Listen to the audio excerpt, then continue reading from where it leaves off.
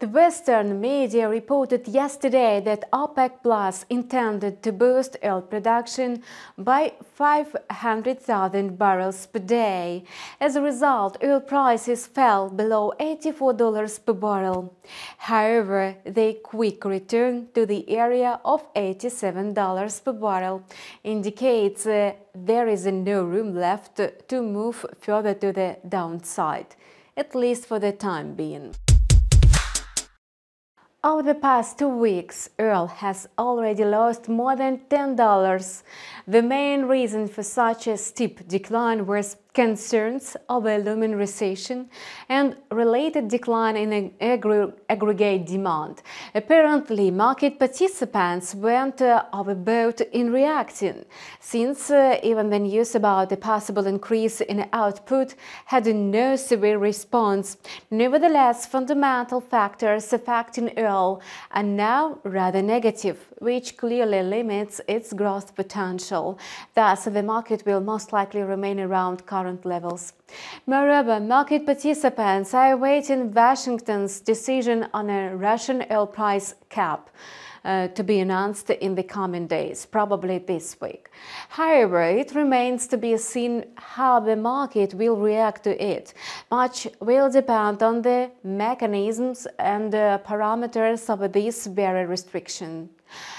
From a technical point of view, Brent crude oil futures lead by 5%, coming close to the level of $82 per barrel. Such a sharp price change in about 2 hours pushed the quote into oversold territory, which in turn led to an increase in the volume of long positions. As a result, the asset managed to pare losses and return to the levels where it was at the start of the trading session.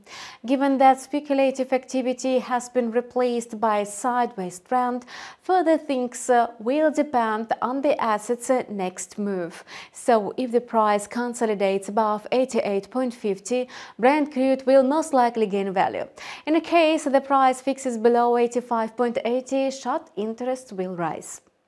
Gold continues to hover around $1,740 per ounce, with no response to yesterday's statistics on the German producer prices.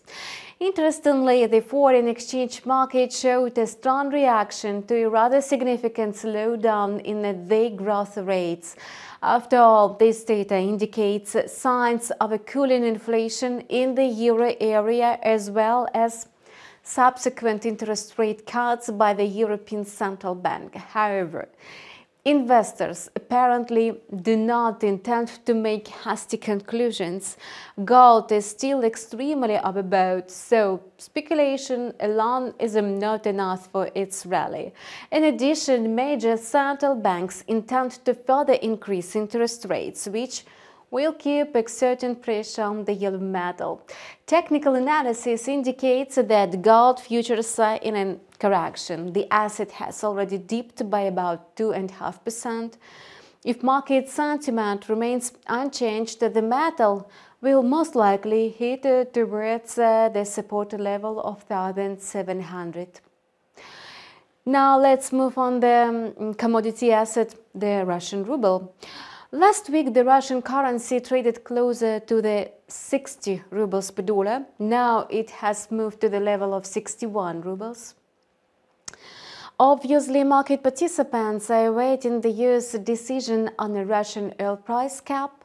Much will depend not only on its parameters, but also on implementation mechanisms. Given that most countries have imposed the initiative, the focus of traders will be on the way Washington will try to make it come into effect. So the ruble is extended to continue trading around 61 rubles per dollar until the United States announces its decision. To gain upside momentum, the quote needs to consolidate above the level of 61.5 on the 4-hour chart. Otherwise, the market will remain flat. And that's all for now. We wish you profitable deals. See you on our channel with a new video in a couple of hours.